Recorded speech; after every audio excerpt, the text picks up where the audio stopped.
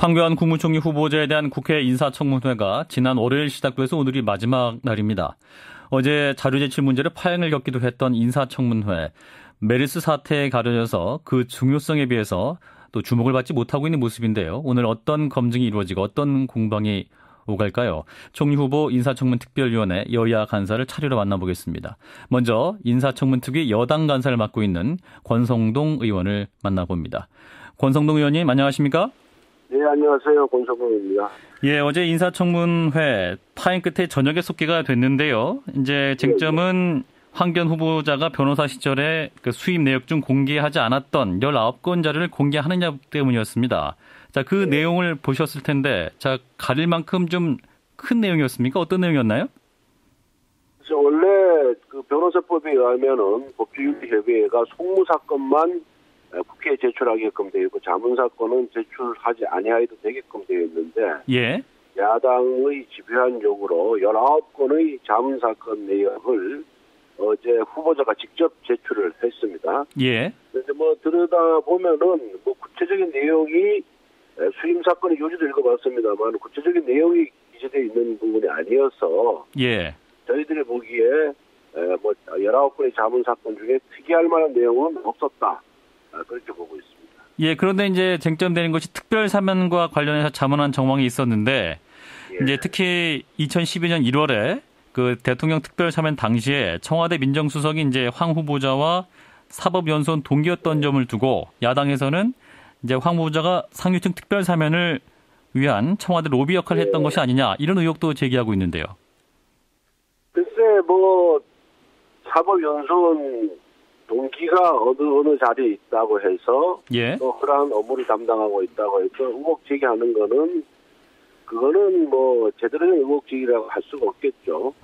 의혹 제기를 제대로 하려면은 과연 두 사람 간에 어떤 일이 있었고 만났고 어떤 대화를 나눴고 뭐 그러한 최소한의 정황이라든가 자료를 제시하면서 의혹 제기를 해야 되는데 단순히 검사 동기고 연수원 동기가 어느 자리에 있었으니까 예. 그와 관련된 자문을 하는 것은 로비로 이어지는 것이 아니냐 하는 것은 지나친 상상력의 발로라 이렇게 보고요. 예.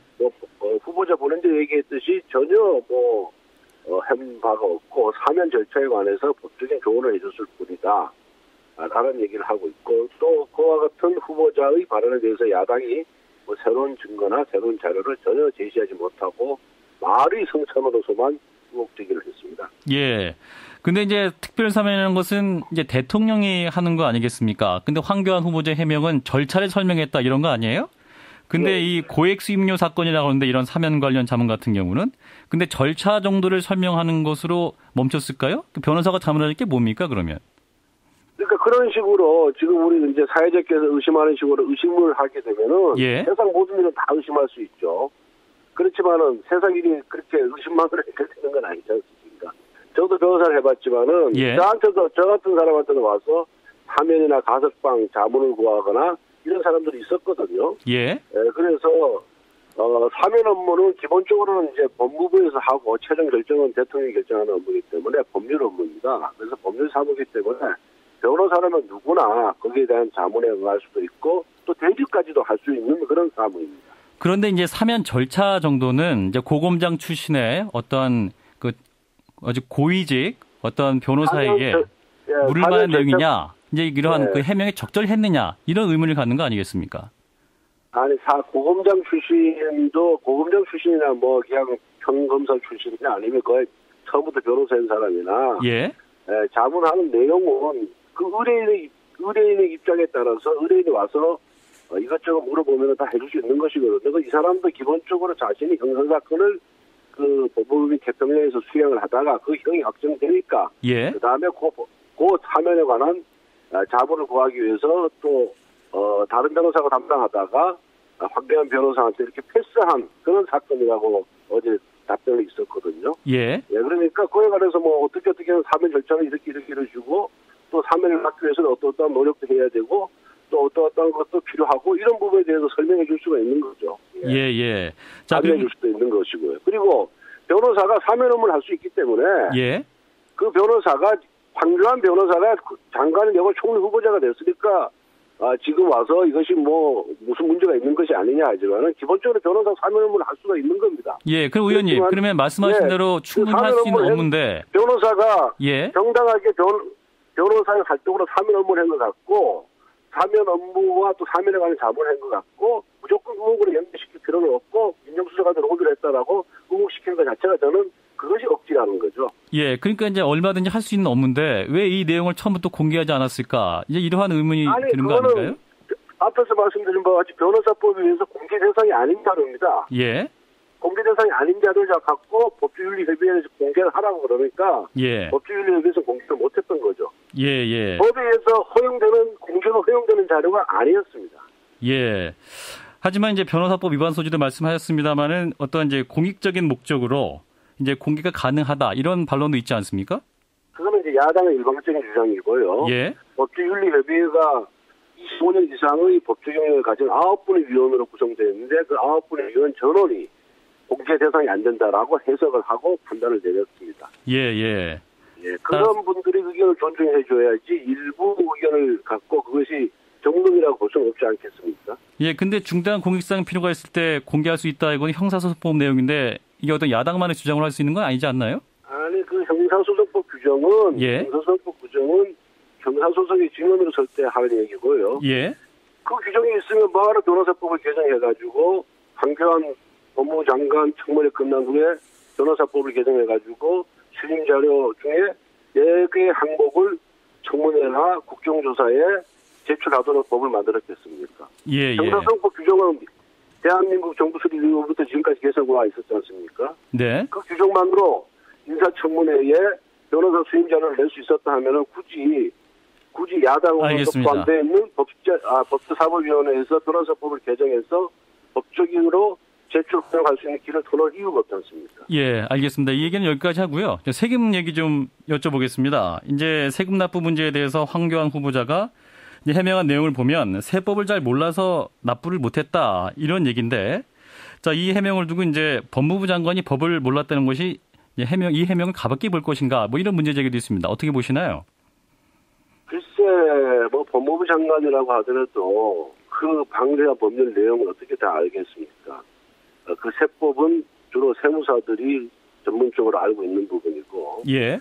근데 이 부분은 이제 본인이 이제 연금을 공무원 생활을 25년 이상 하고 검사를 퇴직하고 공무원 연금을 받았던 분인데 그 공무원 연금과 변호사로서의 보수가 합산해서 그게 종합소득세의 과세 대상이 되는지 본인이 미처 몰랐다. 예. 라는 부분인데 뭐 그 부분에 대해서 본인도 사과는 했고요. 또 근데 그 전에도 많은 후보자들이 청문회에 나와서 그 연금과 기존 지금 그 보수와 합산해서 종합소득세 과세 대상이 되는지에 대해서 몰랐던 후보자들이 여러 명이 있었습니다. 그래서 그 부분에 대해서는 본인이 사과했기 때문에 그리고 또 세금을 납부했기 때문에 예. 어느 정도 해소가 된 것이 아닌가 저희들은 그렇게 보고 있습니다.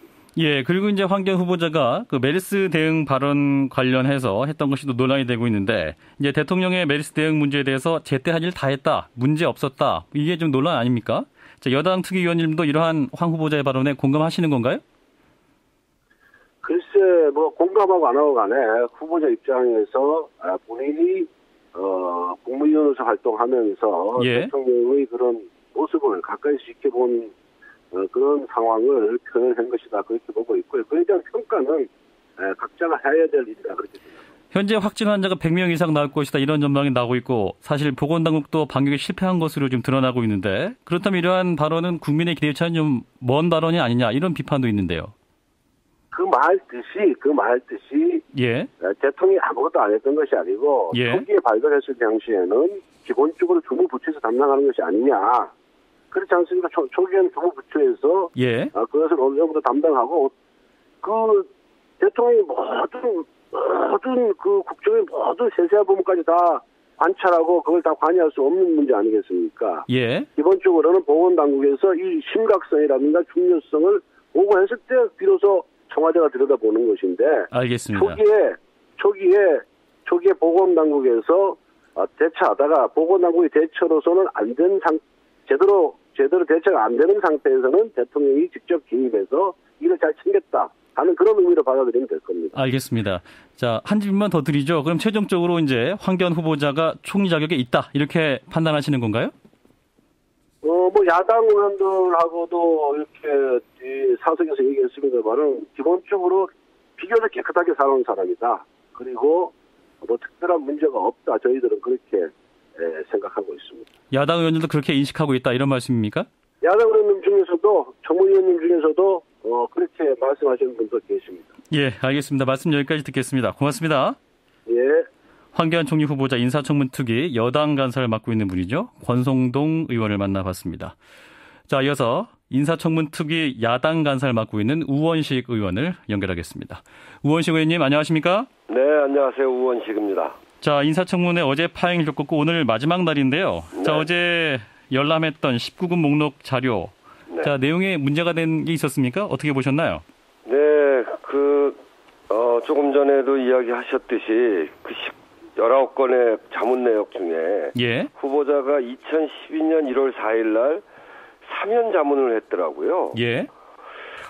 이게 이제 모든 문제라는 게 합리적 의심으로부터 출발하는 건데 이 사면은 법무부 청와대 대통령의 업무 영역이거든요. 예. 근데 변호사가 할 일이 별로 없는 것 같은데 뭘 했을까? 이게 이제 첫 번째 의혹의 대상이죠. 예. 그래서 어제 저희는 그 문제를 굉장히 심각하게 봤습니다. 권성동 의원 말은 변호사라면 누구나 할 수 있는 그런 자문 내용이기 때문에 의혹을 가질 필요가 전혀 없다 이런 해명 아닙니까? 어제 이제 주로 이야기됐던 거 몇 가지만 좀 소개해 드리면요. 예. 이게 이제 아주 제한된 정보였기 때문에 의뢰인을 다 지우고서 본 거거든요. 예. 이런 의혹을 해명을 하려면 후보자 본인이 자료를 적극적으로 내야 되는데 워낙 이분은 가릴 거 다 가리고 이렇게 변호사법을 들어서 잘 안 내기 때문에 예. 아주 제한적인 정보를 보고 저희들이 느끼는 건데 후보자는 단지 사면 절차를 자문했다고 그러거든요. 예. 근데 이미 이 수임위는 그 태평양 법무법인 거기 아주 유능한 변호사들이 많이 계시잖아요. 예. 이 태평양 법무법인 내 다른 변호사에게 사건을 맡겨놓고 있는 상황인데 단순한 절차 자문이라면 그 변호사에게도 가능하지 않았었겠어요? 예. 이 황 후보자와 같이 아주 영향력 있는 분을 자문료까지 내면서 할 필요가 있었겠는가? 그리고 이때가 2012년 1월 12일 날 특별 사면이 있었는데 예. 이 자문을 1월 4일 날 했단 말이에요. 8일 전입니다. 예. 이 시기의 급박성으로 보면 그런 바로 사면 직전에 고위 검찰 간부 출신의 변호사를 급하게 찾아왔다는 것도 충분히 의심할 만한 사유가 되고요. 예. 그리고 공교롭게도 당시에 사면 절차를 좌우할 수 있는 청와대의 정진영 민정수석이 황교안 후보와는 사법연수원 동기였다는 점, 이런 점들 등등을 볼 때 예. 이건 합리적 의심이 가능하다. 이렇게 저희들은 생각하고 있는 거죠. 예. 그런데 이제 대통령 고유 권한이 특별 사면인데 네. 그것이 민정수석에 영향을 미칠 수 있는 사안인가요? 민정수석에 영향을 미칠 수 있죠. 사면 대상을 정리하고 할 때 예. 법무부, 청와대 이렇게 논의하지 않습니까? 예. 거기에 청와대 논의하는 그 주체 중에 한 분이 민정수석이 관여됐을 거라고 하는 거는 누구나 다 아는 일이기 때문에 예. 그럴 수 있죠. 예. 따라서 합리적 의심을 한 것이었다. 이런 말씀이시네요. 네, 그렇습니다. 자, 그런데 이제 검증할 문제가 한두 개도 아니었는데 이제 19건 수임 자료 공개가 이제 어제 오후에 된 거 아닙니까? 네, 그렇습니다. 그래서 이게 추가적인 검증 시간이 충분했겠느냐 이런 시각도 있는데요. 제대로 보신 거 맞습니까? 그러니까 원래 이 인사청문회 할 때 예. 이 모든 자료에 대해서 형사소송법의 공익적 목적에 의해서 또는 본인의 동의에 의해서 자료를 제출할 수 있습니다. 개인 신상이나 그 영업상 비밀에 대해서도 이렇게 제출할 수 있게 돼 있는데 예. 이 황교안 후보자는 지난 장관 인사청문회 때도 자료를 너무너무 안 냈어요. 그런 변호사법에 의거해서 신상과 관련한 거, 영업상 비밀에 관련돼서는 못 내겠다 이렇게 해서 안 내는 바람에 이것을 개정해서 황교안 법을 만드는 거거든요. 일부라도 예. 제출하게. 그런데 그 법에 의해서도 지금 자문 사건은 못 내겠다고 해서 이게 오랫동안 거친 거죠. 저희는 이번 사건을 이번 청문회를 거치면서 청문 과정에서 여러 차례 얘기했습니다만 국무총리 인사청문회가 아니라 무죄를 다투는 법정 같다. 후보자는 묵비권 행사하고 청문회 가서 모든 얘기하겠다고 그러면서 자료는 안 내고, 그리고 여당은 변론을 맡은 변호사 같고, 이렇게 해서 자료를 충분히 내지 않고 사회적으로 제기된 의혹에 대해서 본인이 해명하려고 노력하지도 않고 증거가 없으면 나는 무죄다, 이런 주장을 계속하면서 그 청문회를 실질적으로 제대로 이루어지지 못하게 했기 때문에 저희들로서는 어려움이 있었습니다만 그 과정을 통해서도 저희들이 많은 의혹을 제기하고 또 사실로 밝혀내기도 하고 그랬죠. 그래서 이참에 이제 자료 제출을 의무화하고 시한도 정해야 된다, 강제해야 한다, 이런 얘기도 나오고 있습니다만 의원님 어떻게 판단하시나요? 원래는 그 후보자가 되면 본인에게 제기되어지는 의혹을 적극적으로 해명도 하고 자료도 내야죠. 그래야 국민을 통합할 만한 그런 지도자 아니겠습니까? 지금은 그 사람이 법적으로 무죄인가 아닌가를 다투는 게 아니라 국민을 지도해 갈 만한 지도자를 뽑느냐 아니냐, 이런 문제거든요.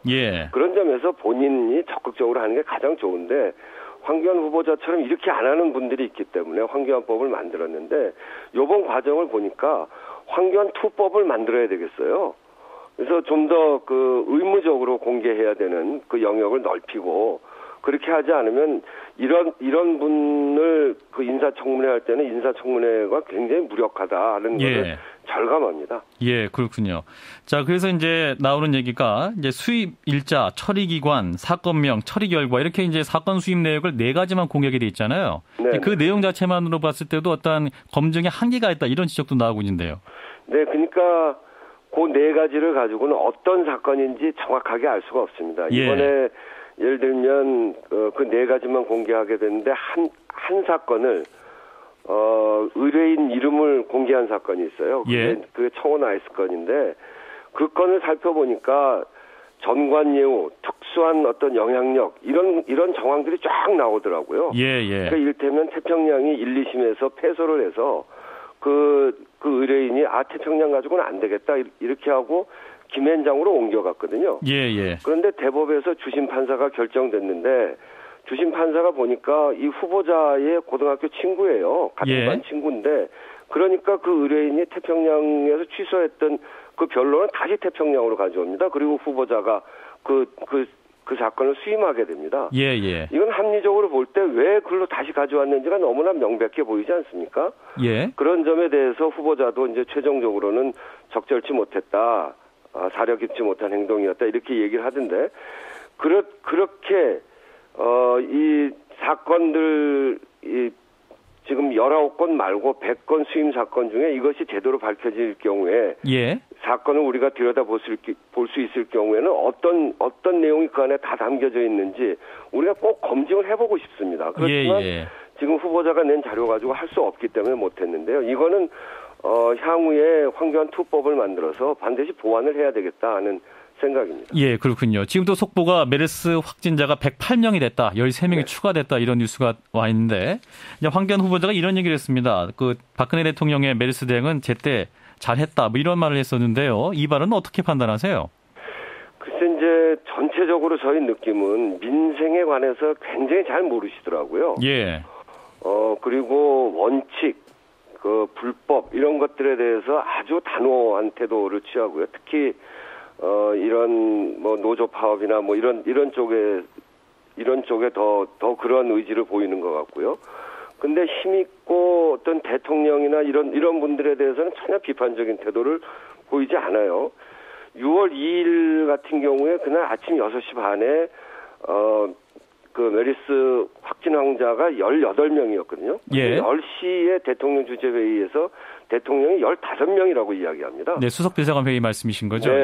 알겠습니다. 그런데 그런 것조차도 대통령의 대응이 적절했다, 이렇게 얘기하는 거에 대해서는 저희들이 정말 그 청문회 하면서 기가 막히더라고요. 따라서 문제가 많다, 뭐 이렇게 판단하시고 있는 것 같네요.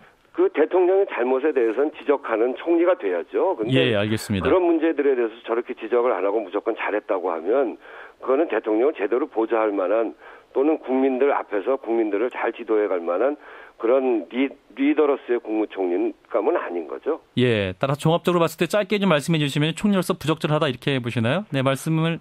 네, 저희들 견해는 대체적으로 그렇습니다. 알겠습니다. 네, 말씀 여기까지 듣죠. 고맙습니다. 네, 감사합니다. 네, 황교안 총리 후보자 인사청문 특위 야당 간사를 맡고 있는 우원식 의원이었습니다.